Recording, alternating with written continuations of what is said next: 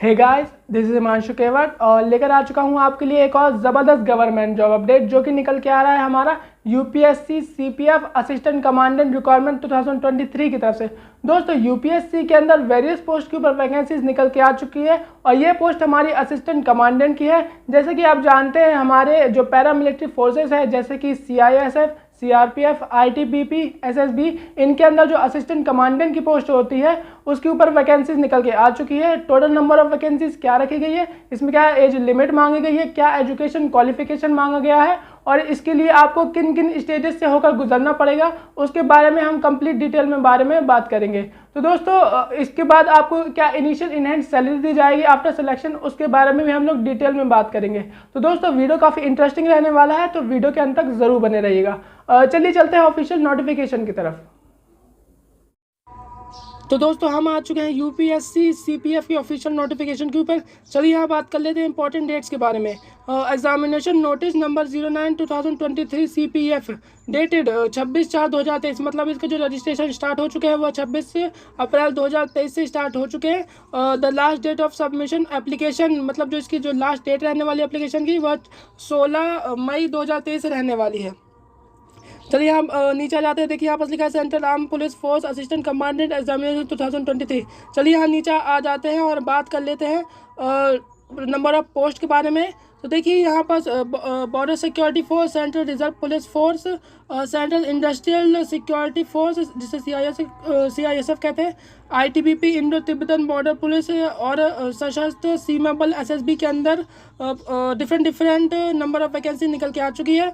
BSF के अंदर 86 vacancy, CRPF के अंदर 55, सीआईएसएफ के अंदर 91, आईटीबीपी के अंदर 60 और एसएसबी के अंदर 30 वैकेंसी निकल के आ चुकी है। टोटल नंबर ऑफ वैकेंसीज के बारे में बात करें तो 322 वैकेंसी निकल के आ चुकी है, जो दोस्तों बहुत बड़ी वैकेंसी है।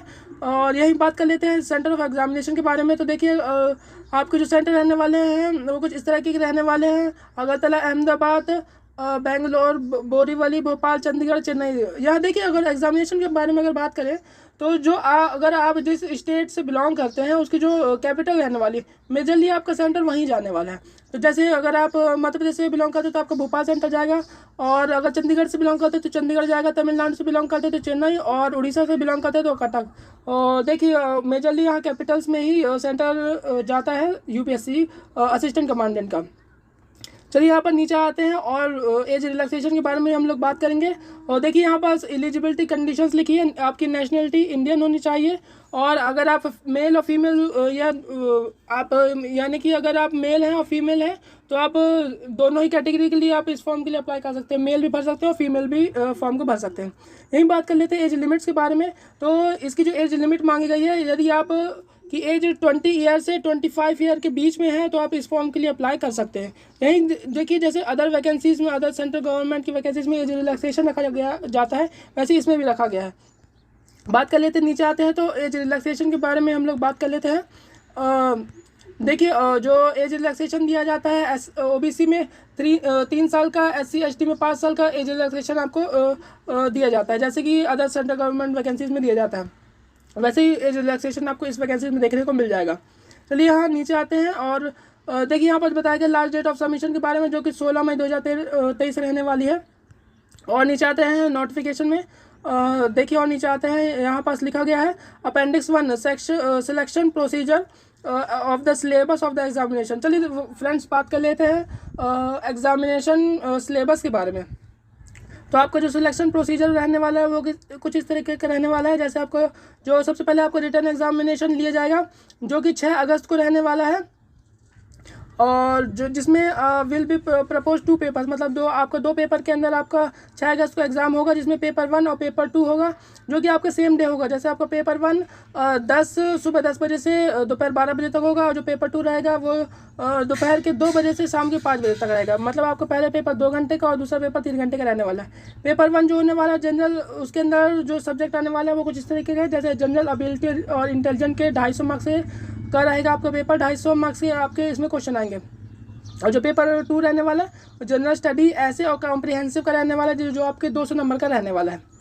और यहीं देखिए अगर आपको सीबीटी को पार कर लेते हो तो उसके बाद आपको फिजिकल के लिए बुलाया जाएगा, जो कि फिजिकल के क्राइटेरिया आपको पार करना पड़ेगा, लेकिन आपकी जो कट ऑफ बनेगी वो फिजिकल के बेस पे नहीं बनेगी, वो जस्ट आपको क्वालिफाइंग नेचर का रहेगा।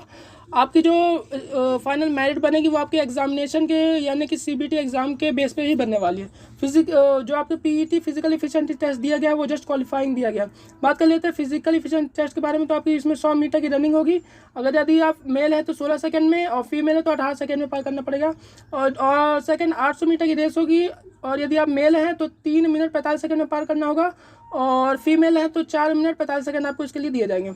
और इसमें लॉन्ग जंप होगी, जिसके लिए आपको 3.5 मीटर की लॉन्ग जंप के लिए 3 चांस दिए जाएंगे, और फीमेल के लिए 3 मीटर की जंप के लिए भी इसमें भी आपको 3 चांस दिए जाएंगे। और ये गोला फेंक या तो शॉर्ट पुट जिसे कहा जाता है वो 7.26 का केजी का रहेगा, जिसके लिए मेल के लिए 4.5 मीटर डिस्टेंस तक आपको गोला को फेंकना होगा, जिसके लिए आपको 3 चांस दिए जाएगा। और फीमेल के लिए किसी प्रकार की गोला फेंक की मांग नहीं की गई है। यही देख लीजिए फ्रेंड, वहीं से बताया गया कि जो पेपर 1 होने वाले उसमें जनरल एबिलिटी और इंटेलिजेंस के क्वेश्चन आने वाले हैं, जिसमें आपके general mental ability, general science, current affair, national और international importance, Indian polity and economy, history of India, Indian and world geography paper मतलब 6 सेक्शन पेपर 1 के अंतर्गत आने वाले हैं। और पेपर 2 के अंतर्गत पार्ट ए होने वाला है, पार्ट बी होने वाला है, जिसमें आपके 80 नंबर का पार्ट ए होने वाला है और 120 नंबर का पार्ट बी होने वाला है।